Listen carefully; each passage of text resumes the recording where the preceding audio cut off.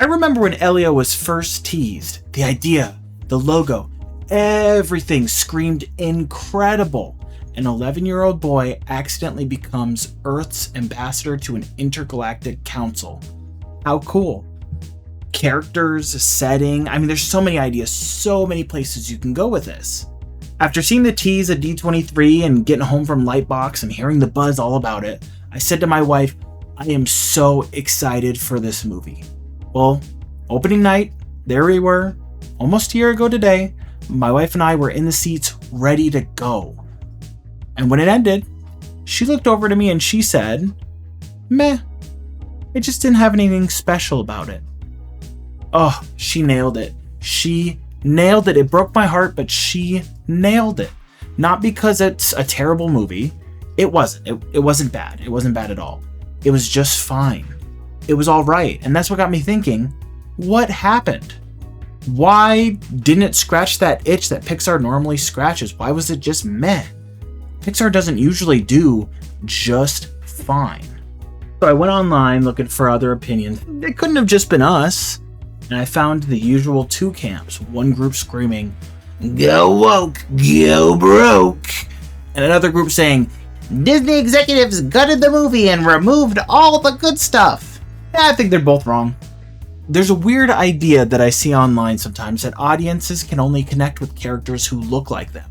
But if that was true, why do I empathize with Mike Wazowski? I got two eyes. Remy. Oh God. Am I a rat? If you're saying a movie failed because the audience couldn't relate to the main character, you're removing all responsibility from the people who made the movie. That's like saying, the movie's great, the audience was just uncultured. Okay. Alright, or maybe the movie just didn't do enough to make us care, because Pixar didn't become Pixar by making characters that only looked like us. Even though, they nailed exactly how people look in the 80s in Toy Story. That's how we all looked in the 90s. Yep, that's it. Pixar became Pixar by making their characters feel real. Mike, Carl, Remy, Buzz, Miguel, Woody, Luca, Joe, 22 Ember, Wade, everybody in Inside Out, and I'm the hot dad, by the way. We got to meet them, understand them. We got to grow with them, grieve with them, go through tribulations with them. And to be real, this isn't really a Pixar problem, it's just movies in general nowadays problem. It's just especially noticeable when Pixar misses this, because they're the studio that perfected good character development decades ago. And that's where Elio lost me. In Elio, we meet a sad kid whose parents died, and we understand that he's lonely. We understand that he's obsessed with space. But so much of it feels like we're just being told these things instead of experiencing them. It feels like, all right, check, his parents are gone. Check, now he's a little bit older. Check, all right, he's obsessed with getting abducted. Check, okay, his aunt is really home. So much of that just kind of gets glossed over. It just breaks storytelling rule number one. Show, don't tell. Pixar was telling us, not showing us.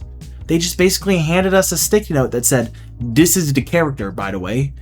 Especially when you compare it to something like Up, Onward. I can't help but compare Ian Lightfoot's grief to Elio's. With Ian, you feel it. You understand the hole in his life. You understand why he acts the way he does. They built that up and communicated it so clearly.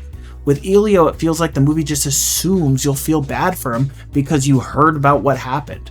But we never got to experience that hurt alongside him. And that's the difference. The entire movie is built off this premise. It felt like an attempt to follow this Pixar formula without actually doing what makes the formula work. They just listed out everything that goes into a typical Pixar movie, threw it together, and had very little love and attention that it really deserved. It's the opposite of Remy's cooking. Pixar's greatest characters don't just tell us who they are, they show us. They make us feel like these characters could actually exist. Elio never once felt real to me, and neither did most of the characters around him. Grigon was kind of memorable, and then this mind reader squid, or Ooh, and the guy who's always drinking, they're all sort of good, but still like, bleh. It's, I mean, kind of actually the same problem Wish had, in my opinion. Too many C-list characters that are just crammed down our throats en masse, and we just don't really have the opportunity to digest anything other than the main character or two. I loved how all of these characters looked in Elio. I mean, the squid, they're so cool. It's just character design is not only how someone looks, it's how they stand, it's how they talk, it's how they think, it's why they are who they are. Think about Buzz fresh out of the box. That wasn't our Buzz. He was naive, single-minded. He was a robot. He was kill Zurg, kill Zurg. Woody was the leader protecting his room. He didn't have time for friends or someone on his level. Everything they did served who they were to their core. Mike's a hard worker who loves his job and wanted nothing to do with jeopardizing it. And that's kind of fair. He's got a girlfriend. He's got a good job. Why would he want to mess with any of that? Why would he want to mess any of that up? Elio is just this stubborn kid who wants what he wants, and then he met somebody and wanted to help them and tried to figure out how to give both of them what they wanted, but turns out that wasn't what Elio actually wanted, and he didn't actually want to be in space. He just wanted family and friends, and well, turns out everyone he met throughout the journey are actually his family and friends. I mean, that's basically the pitch. It's the best pitch I can give, and kind of meh, kind of confusing, and you really stretch that over an hour and a half. I mean, it's kind of confusing. I don't know.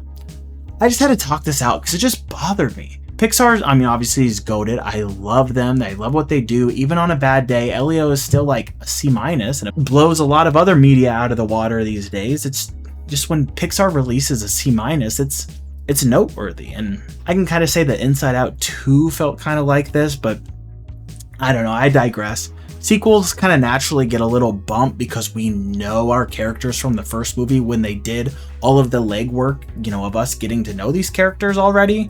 But I don't know. No, not a sequel problem. It's shoving surface level characters down our throat and, to try to sell us merch problem. Let us get to know your characters. Let us get to know your characters. That's all. I get it. It's probably a Daddy Disney call, not a Pete Docter call, since, Pete has a long history of being great, but that's just how I feel. I don't know. Am I wrong about this? What do you think? Why was Elio a flop? I'm obviously a certified Pixar D writer, and this is the best pitch I could give it. I mean, I don't know. I'm generally curious. Okay, bye.